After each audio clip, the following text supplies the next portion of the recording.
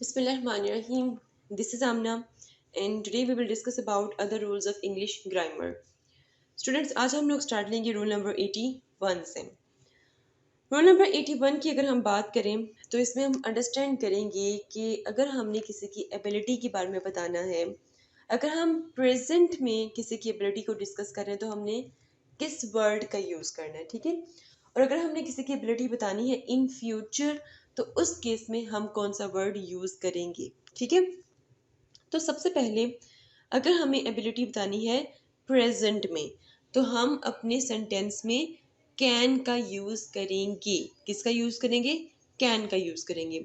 अगर हमने एबिलिटी बतानी है फ्यूचर में, ठीक है, फ्यूचर में अगर हमें बतानी है तो उस केस में हम लोग विल बी एबल टू या फिर शेल बी एबल टू का यूज़ करेंगे। क्लियर? अगर फ्यूचर में बतानी है तो किसका यूज़ करेंगे? विल बी एबल टू या फिर shall be able to. Clear हो गया? अब सेंटेंसेस में देखते हैं, फिर आपको ज़रा अच्छी तरह अंडरस्टैंड हो जाएगा।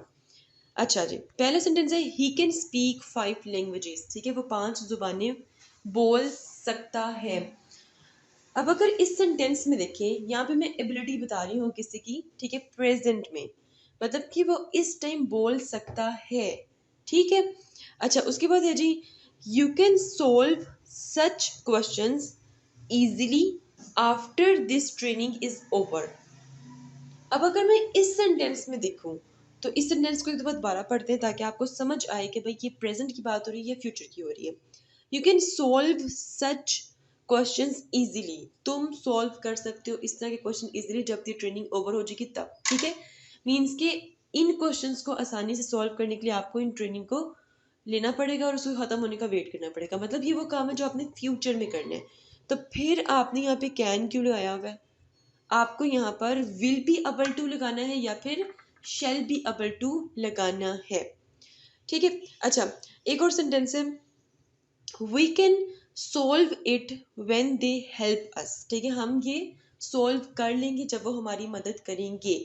मतलब हम उस वक्त सोल्व करेंगे जब वो हमारी मदद करेंगे, मतलब कि ये काम फ्यूचर में होगा, ठीक है। तो यहाँ पे अगेन वी कैन लगाने की जरूरत नहीं है क्योंकि हम फ्यूचर की बात करें तो यहाँ पे शेल बी अबल टू आ जाएगा या फिर विल बी अबल टू आ जाएगा। ये छोटे छोटे रूल्स हैं जो आप अगर अंडरस्टैंड कर लेंगे, यूज़ करेंगे, तो दिन ब दिन आपकी इंग्लिश खूबसूरत से खूबसूरत होती जाएगी। आप लोग को मज़ा आने लग पड़ेगा कि इंग्लिश इतनी मज़े की लैंग्वेज है। आप लोग इसको मुश्किल समझते हो, ये मुश्किल नहीं है, ये बहुत आसान है, इनफैक्ट ये इंटरेस्टिंग सी है, ठीक है। जैसे कि देखो उर्दू हम कितना एक फ्लुएंटली बोलते हैं, हालांकि हमने उर्दू में इतनी मेहनत भी नहीं की होती है, लेकिन फिर भी हम लोग उर्दू बड़े मज़े की बोलते हैं। इसी तरह जो इंग्लिश है वो भी बड़ी मज़े की लैंग्वेज है, बस उसमें आपको थोड़ी सी मेहनत करनी है, रूल्स को अप्लाई करते जाना है। चलें जी, ये हो गया आपका रूल नंबर 81। अब हम डिस्कस करते हैं rule number 82। This is one of my favourite rule, बहुत मज़े का रूल है ये।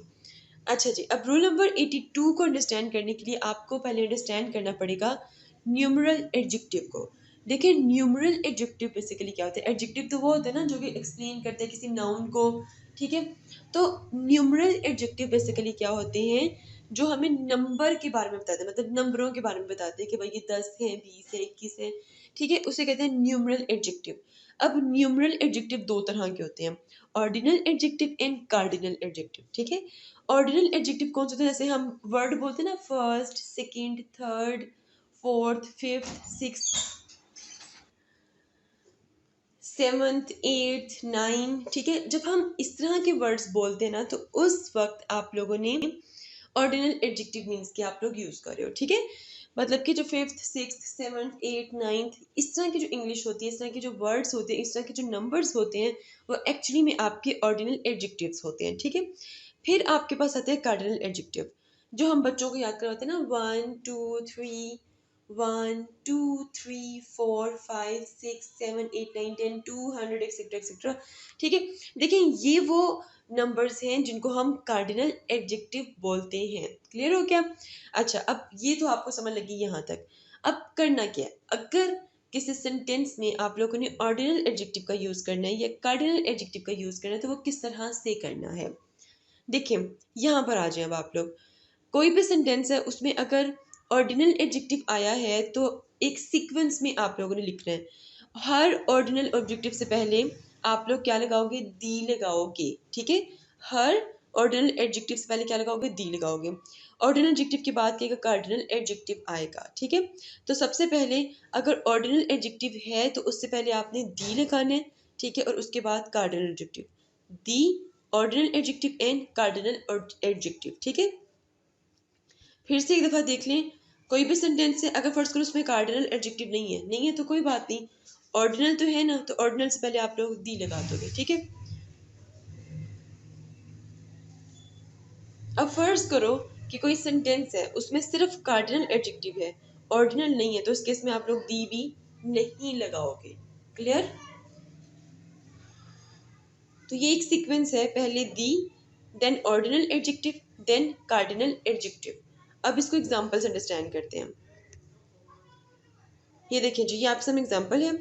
ही was stuck in the lift on the 5th floor, ठीक है। अब फिफ्थ क्या है, आपका ऑर्डिनल एडजेक्टिव है, ऑर्डिनल है तो इससे पहले दी लगेगा। क्लियर? इसी तरह एक और एग्जांपल आपके सामने मैंने लिख दी है। He has revised the first 4 chapters of this book. अगर हम देखें, first ordinal adjective, 4 cardinal adjective, तो सीक्वेंस क्या था, पहले दी आएगा, फिर ऑर्डिनल एडजेक्टिव आएगा, फिर कार्डिनल एडजेक्टिव आएगा, ठीक है। तो ये ठीक है, ओके। अच्छा, मैं बार बार एडजेक्टिव बोलने की बजाय ऑब्जेक्टिव बोलती जा रही हूँ, तो वो एडजेक्टिव है एक्चुअली में। क्लियर?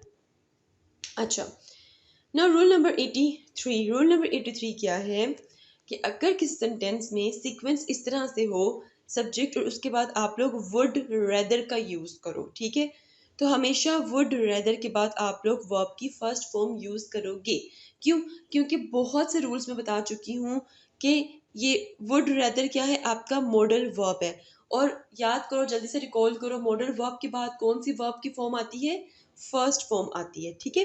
अच्छा, अब ये मॉडल वर्ब बेसिकली क्या होता है?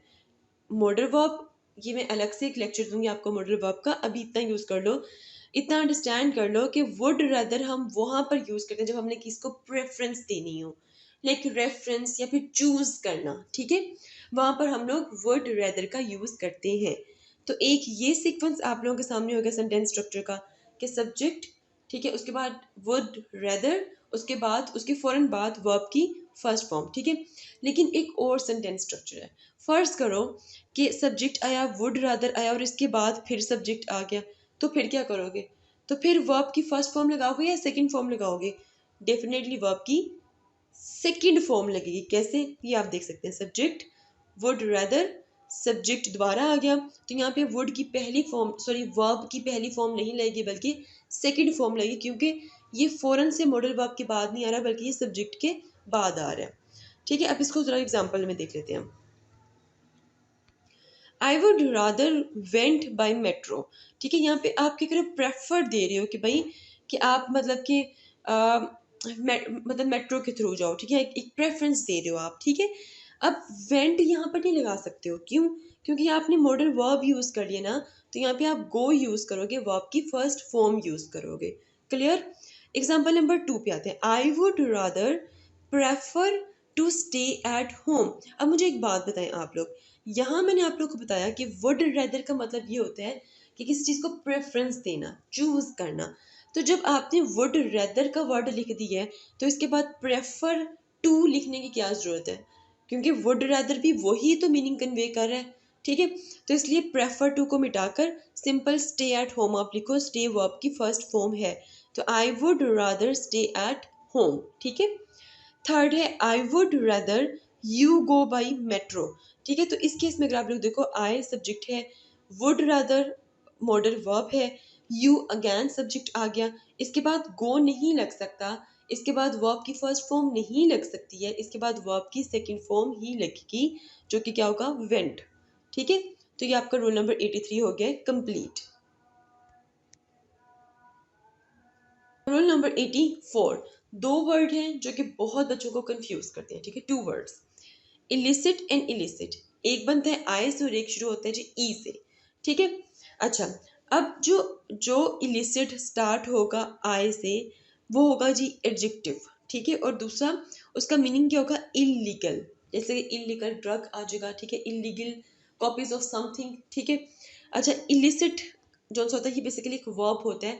अब देखो कोई भी वर्ब होना चाहिए ना, सॉरी कोई भी वर्ड होना चाहिए ना, आपको उसकी ग्रामेटिकल फॉर्म पता होनी चाहिए, रादर वो नाउन है, एडवर्ब है, एडजेक्टिव है, क्योंकि तभी आप उसको इजीली अपने सेंटेंस में यूज कर सकते हैं, ठीक है।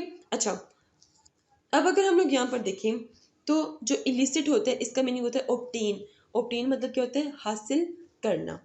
क्लियर। अब जरा हम देखते हैं इनकी एग्जांपल्स को। The police team will dash no information from him. क्या यहाँ पे इलिसिट लगेगा, आई वाला इलीगल, मतलब पुलिस टीम जो से वो मतलब इलीगल, बिल्कुल सेंस नहीं बन रही, ठीक है।